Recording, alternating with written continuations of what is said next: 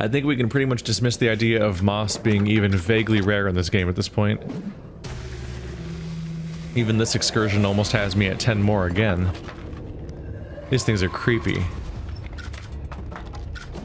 Get away from him. Leave him alone, you bully. No? Not this time?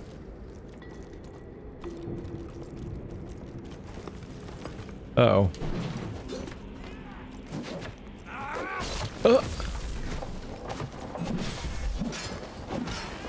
Oh boy, you okay?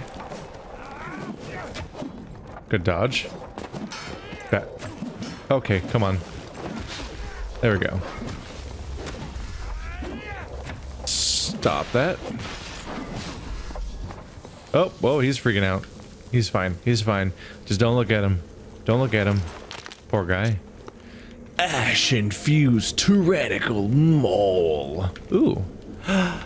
Yes. I'm saved. And I also cannot see in here, but that's fine. I found a checkpoint.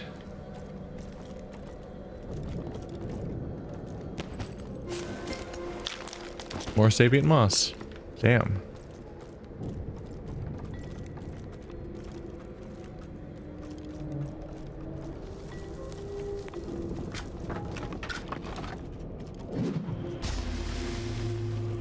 Zoop.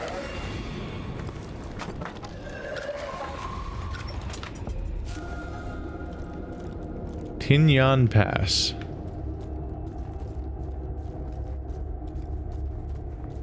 We seem to have escaped the abyss for the moment.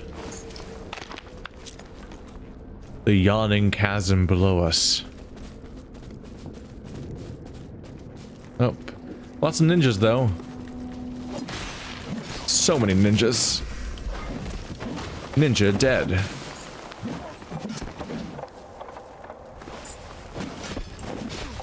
Ninja, vanish. But you. Just like in Ninja Turtles. The bell challenge. That was always neat when I was a kid.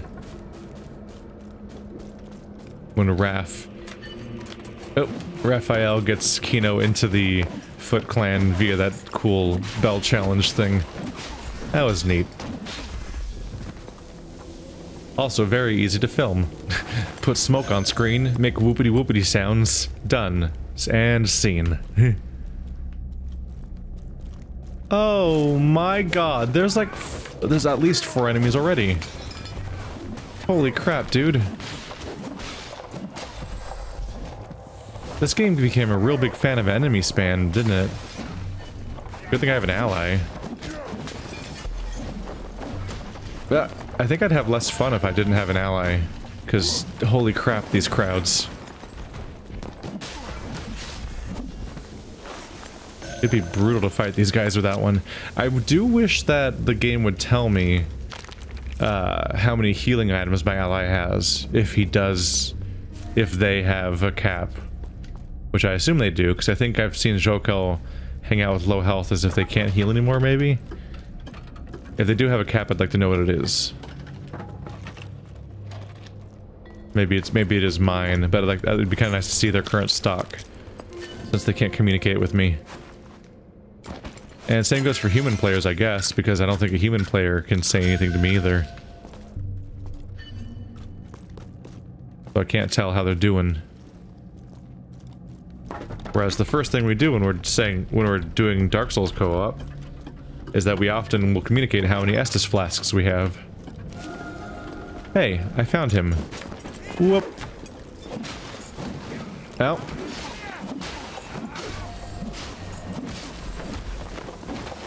My stamina pool's getting very big. Very, very big. Tyrant's plating. Yeah, I'm probably not going to use any items called plating. I've definitely leaned towards lighter items. Because the less I'm wearing, the more I can attack. That's pretty much the main thing. Everybody in this game does a lot of damage to me, so damage reduction doesn't seem worth it unless it's like 80%, like big boy tank numbers. But this is a genre that doesn't generally let you be a tank. So you don't get to have the big defense numbers. So you might as well just not wear particular large amounts of armor. If they're not gonna really let you. Ah. Go to the Twisted Canyon and find the Spinner's Cauldron. I missed it. Evidently. Also, that's the backwards direction, and I can't go there anymore. How did I get here?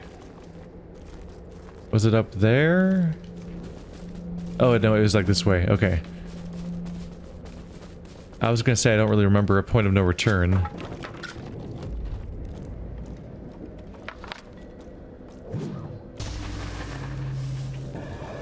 Phew.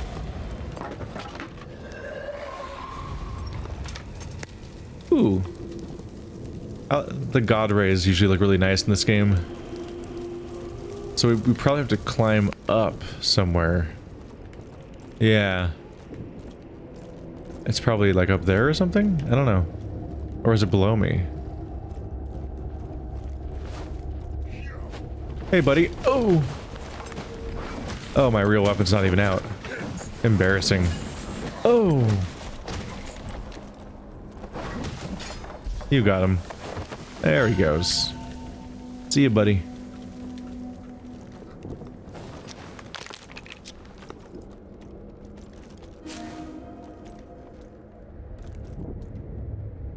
Probably need to climb for it, yeah.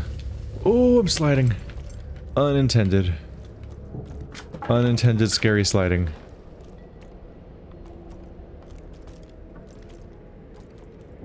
I don't really see way up there right now. Unintended scary sliding. Unintended scary sliding.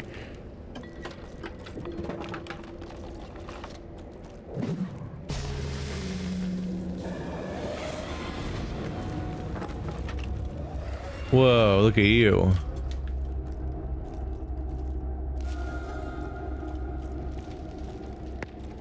Look at the wicker thing. Not really a wicker, but you know.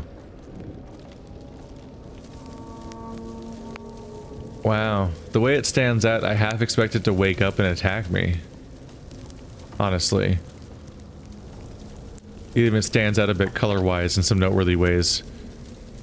But this would be a hell of a place to fight something like that. Oh, god damn it. Ta-da!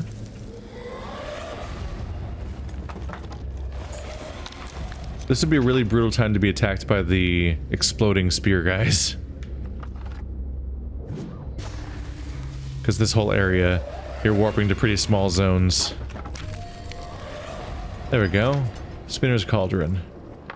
I might as well check out what's up here.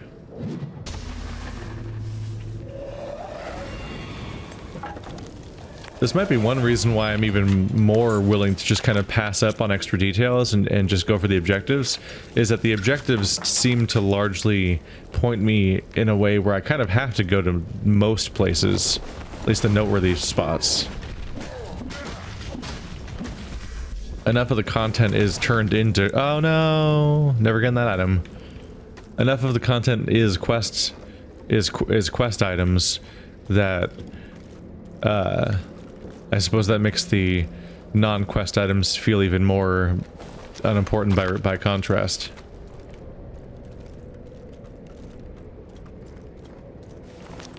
Whereas quests are, of course, way less common in the other members of this subgenre.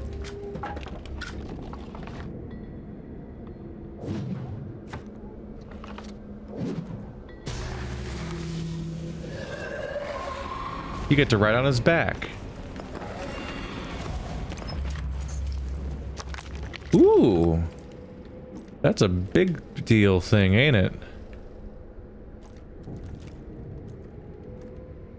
That's neat.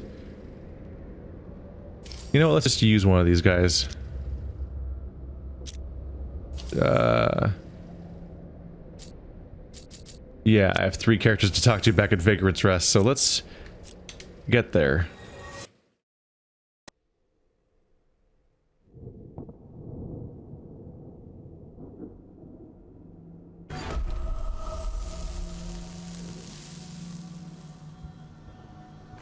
Ba-da-da.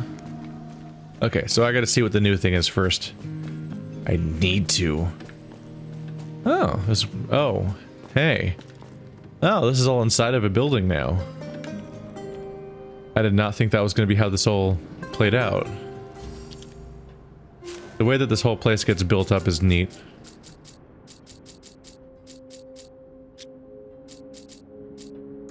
Orly's fuse. Your successful charge attacks cause a small explosion, dealing bonus damage and stun. 10% more damage, 200% more stun. Huh.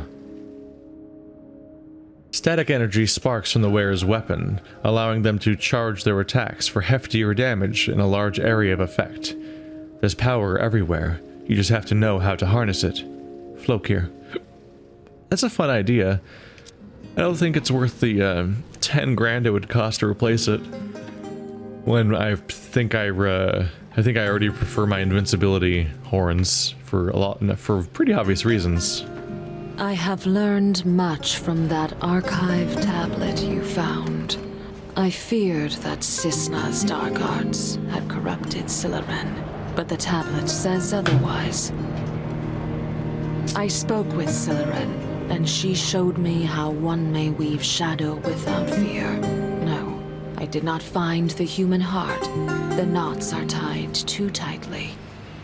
But through Cisna's blackened threads, I felt the tremors of Geffin's dreams. The mother slumbers in the Featherlands, within a great lake.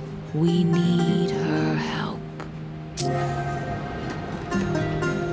Once she knows where to direct her power, Geffen will part the curtains of shadow for us. Our need is great.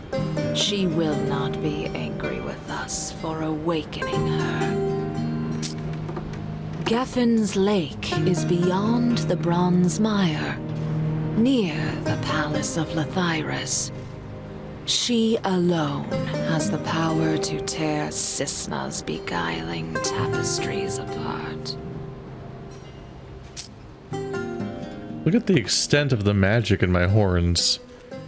Not only do you have like sparks flying at you, have like, it almost looks like Navis just spawning everywhere, offering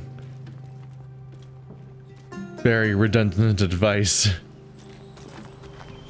So you found the chief, but there was no sign of Lyra. That's a bit unsettling. Let me see that note of hers. Perhaps she's had a change of heart and escaped on her own. It's written in the Darkling script, and... oh no, this is bad. Very bad. Lyra isn't just part of the cult now. She's their blooming high priestess. As soon as she could walk, Lyra was messing around with plants and fungus.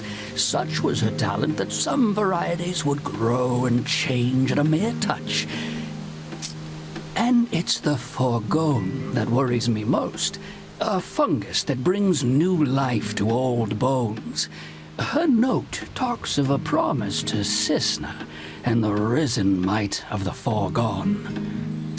Apparently, she's gone to the Bronzed Mire to do some experiments. Please, find Lyra and convince her to stop this insanity. Sure, Lyra dabbled in some Forgone culturing, animated the odd Raffet carcass for fun, but nothing like this. It's a foul thing to create a Forgone from what was once a person. It's this promise to Cisna that worries me most of all. Please, my friend, let's do what we can to cut these dark threads entwining my sister. Oh, you got like a nice little corner now, don't you? This place develops like crazy while I'm not looking. And by, well, not looking, I mean like, yeah, when I was gone for 10 minutes, basically. Yes. Give me the cauldron so that I might once again enjoy the fragrances of this world. And of course, brew more potent potions to aid you in our hunt for the Ashen. Thank you. Long have I dreamt of this moment. After all, a decantress is of little use without her sense of smell. Beautiful sights and rich smells are again mine to enjoy, thanks to you. Yet my numb fingers still fumble like drunken fools. A world seed will nourish and invigorate my deadened digits.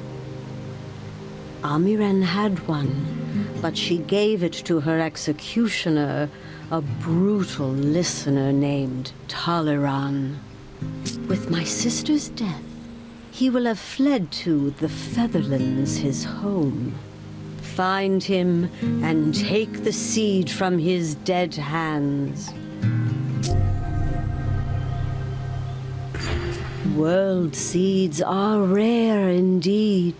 An entire forest will produce just one in its long lifetime. There is sour irony in Taleran's possession of a world seed. An instrument of death he was.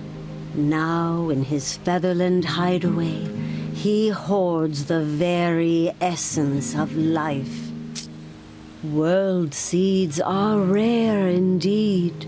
An entire forest will produce just one in its long lifetime. If I need one, you must understand how desperate I am. Accidentally skipped it halfway through the first time because she paused for so long between her two sentences that I thought she was done. Whoops. There's a whole area up here. So it's a dirt-covered hut. Which looks cool because you can plant all that stuff on top of it. But it probably also helps keep it insulated. This place transforms each time I come back. There's all these different buildings. They would take so long to make. But it's cool because it kind of leans towards this idea that this game has the opposite overall message and tone and so on of Dark Souls, in that instead of just having a meager settlement that's largely just more or less an area with a fire and not a lot happening, and then just sending people there to all band together for a moment, but then they all die off over the course of the game or disappear or go mad. Everyone's all actually building a long-term plan home around here in a beautiful area and setting up their own trades and interacting with each other and having like a life and a future to build towards instead of the usual lack of that kind of thing that you usually have. Barteron and I talked about the core bile and decided it's too caustic to use. The Houndtail, however, now that's more promising. And now Sileran's told me of another great beast in the Bronzed Mire, a Romar. Romar horn holds some powerful medicine, and this Romar seems untouched by light sickness. If we are able to harvest this Romar horn, Sileran will grind and brew it into a potion. After that, the greatest challenge begins. Talking Barteron into trying it. I know that Barteron has less faith than I in finding a cure. I must simply have enough faith for the both of us. If we are able to harvest this Romar... Definitely convenient, lucky that every single quest happens in a linear fashion from left to right across this map in the same order that I go through with it. We're looping all the way around in like a circle, not a circle, sorry. I lost track of where we were a little bit. But it seems like we might be going into the final zone or something. I don't remember if these areas were also silhouetted before they showed up from the very beginning, or if it only shows silhouettes the next area. Let's see, so you're out there. I talked to you here. You're out there. You're out there. Yeah. So there's a lot. We have a lot of upcoming objectives in this Bronze Mire. One for basically everybody. Could be time for some of the stuff to get exciting, and that it could be time for the final quest for some of these characters.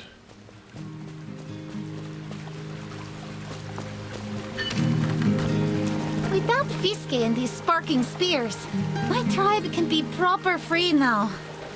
Now, you mind handing Fiske's lure over? I'm keen to find it a better home. Honestly, can't fathom what went wrong with them boys, Ake and Fiske. I reckons there's some shadowy whisperings behind all this. Mark my words. Now that the business of salvation is done and dusted, let's get on to the personal stuff. That Corey, what thought this whole fracas up, he needs to pay for what he started. Don't know whether you'd call this justice or vengeance, really. To me mind, it don't matter either way. It all ends the same, don't it?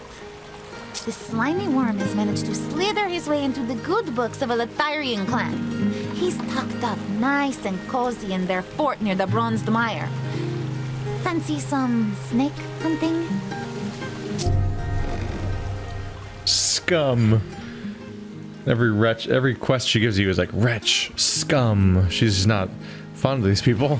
Corey's a lot smarter than he looks, and that makes him a wily one to try and beat. And that clan he's with in the Bronzed Mire, they're big and mighty surly. Go in prepared. The highland ruins of Latyrus are full of folks struggling to make ends meet. Desperate people are dangerous people, so watch yourself when you go after Corey, eh?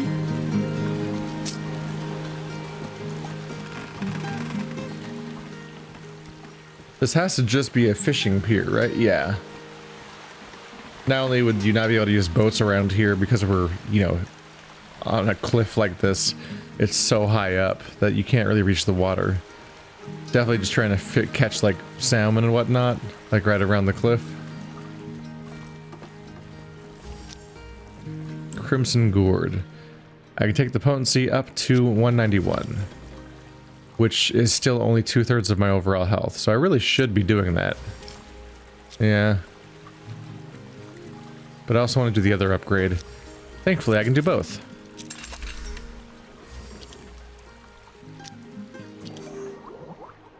Next one's gonna be 14 grand. I could afford it, but it's already at 2/3 of my health bar, which is pretty good. I didn't really, your health goes up so slowly from quests, it's kind of hard to notice, but then I look back at my, I look back at that upgrade tree and that upgrade screen. I'm like, oh wow, that used to the next upgrade used to be more than the entire health bar I had. And now the upgrade is just bigger. It's just gonna catch up with being 2/3. I'm pretty sure I'm gonna keep upgrading this, right? I've already invested a lot at this point. But let's take a look at you. The Ashen-fused tyrannical maul. Although few can craft the refined weapons of earlier times, enough knowledge remains to forge metal and wood into deadly forms. What goes up must come down hard.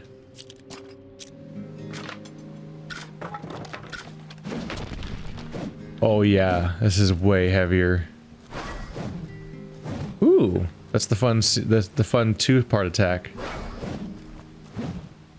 I'm not quite ready to commit to a weapon this heavy though.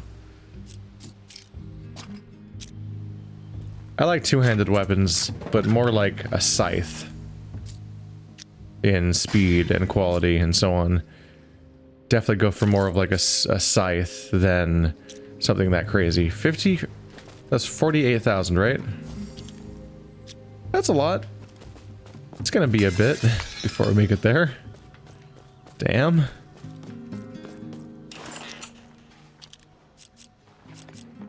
I have yeah. So I have 39 moss, I have 12 of the twigs or whatever. So a lot. A whole lot. Oh yeah, the Tyrant's plating. This looks like it's gonna look like the Dark Souls 2 armor. Not quite, no. When the disciples practiced their art, the battle was their dance and the armor was their costume. Oh, that's my existing costume. I'm like, that sounds familiar. Scraps from the battlefield, layered upon layer. A tapestry of protection forged from fallen foes. That's cool. That sounds neat. They do say that history is written by the victors. Flokir. 75, 20, 30, 20. So brutal. Yeah. I don't want to play with high stamina costs and low stamina recovery again. I tried that during the second dungeon, was when I hit my peak of wearing heavy armor. There's consequences for that shit. It's not a good time to be that inept. I would swing my weapon twice, be out of stamina, and then have to wait like 10 seconds sometimes to be able to attack again. Like it's a lot of waiting. You really just lose your ability to react for a while. Probably need to use other tricks in order to boost your stamina regen or something.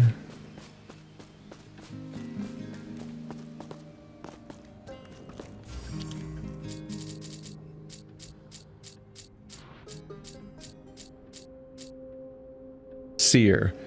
Your health regenerates slowly over time. Ooh. 2 health per second. That's not bad. We all heal, but those who dance with danger must recover more quickly from their missteps. If it's not dead, it can be fixed. Flokir. That's tempting. Protector. Stun. Companion health threshold 50%. Your stun is increased when your companion is in good health. Huh. Huh. The presence of a strong ally can make even the most ferocious enemies falter. The more threads you have, the stronger your rope. Amara.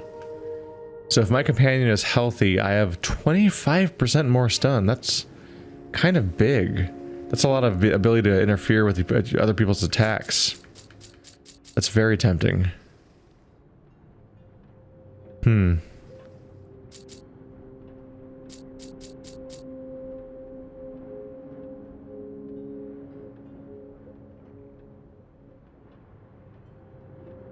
I think I'm gonna switch some of these out.